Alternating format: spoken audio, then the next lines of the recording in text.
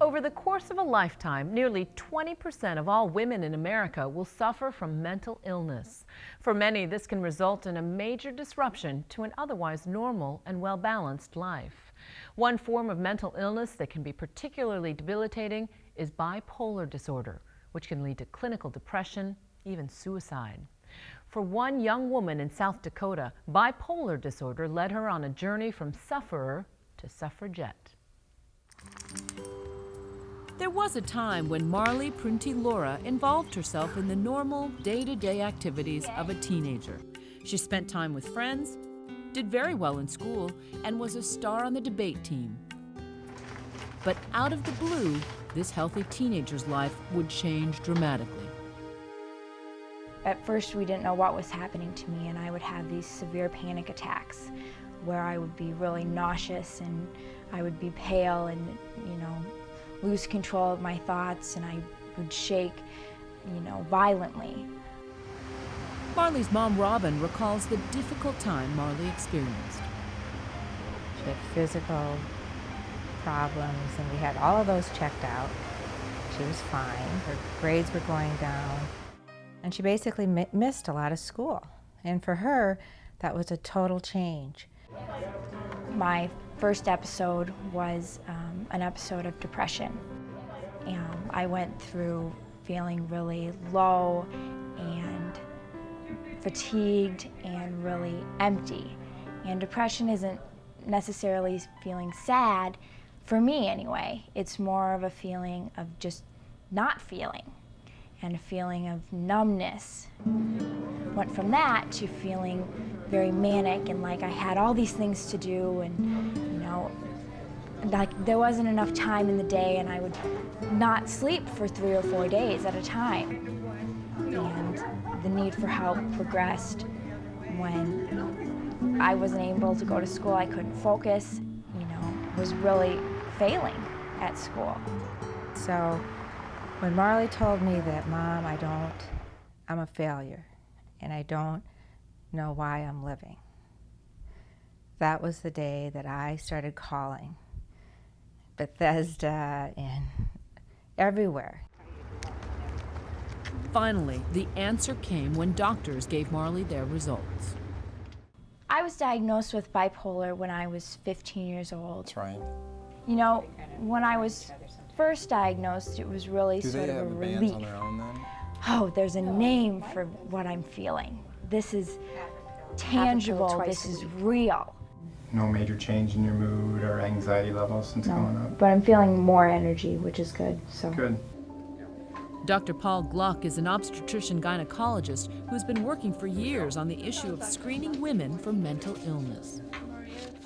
Bipolar disorder describes a condition where a woman has a lot of highs where they're just too gregarious and they overreact in a positive way that we would think is very happy, and then they have a lot of lows and they're just down, and they have very little time they spend sort of in the middle where you would say you're normal and interacting in an appropriate normal way. Treating bipolar disorder includes a number of elements.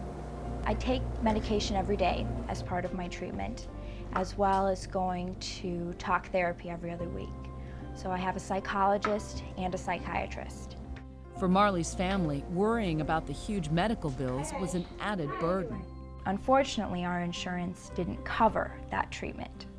So my family was forced to take a second mortgage out on our home, which, luckily we were able to do, because a lot of families don't have that option. This firsthand lesson in the cost of mental health coverage has stayed with Marley.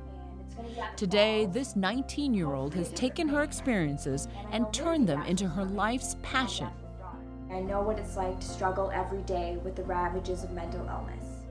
Her mission is to fight for mental illness health coverage for those who need it.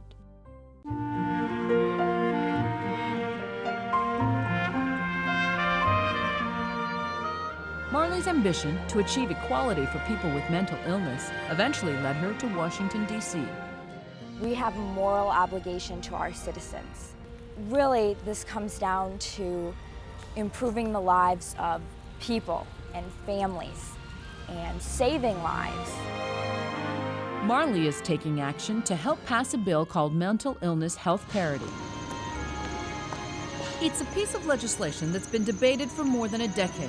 It would require health insurance companies to provide coverage for mental illness in the same way they cover physical illness. Ralph Ibsen represents the National Mental Health Association. This nonprofit believes insurance companies shouldn't discriminate between mental and physical illness. The parity bill really represents a piece of civil rights legislation. It's a recognition that mental illness is no different than any other illness. In fact, mental illnesses and physical illnesses are closely intertwined. Today, insurance companies are putting limits on mental health coverage in the form of the amount of days you can spend in the hospital, the amount of times you can visit a doctor. They're putting arbitrary limits on lifetime and annual benefits, and that's unfair. It's discrimination against a class of people. But with mandatory requirements coming down from Washington, some groups oppose this bill and feel it will cause insurance rates to skyrocket. Neil Troutwine is with the National Association of Manufacturers. This organization represents manufacturing companies who say the bill would be bad for workers in the long run. Well, we're worried about anything that increases the cost of coverage. Our understanding of the way benefits work is that you would lower health benefits to match mental health benefits, or you might lose benefits entirely. And that's really the danger, that you could crowd out other benefit coverages. When I come to Washington, I go to different Senate and representative offices. I tell them what it's like to be a person who has bipolar disorder.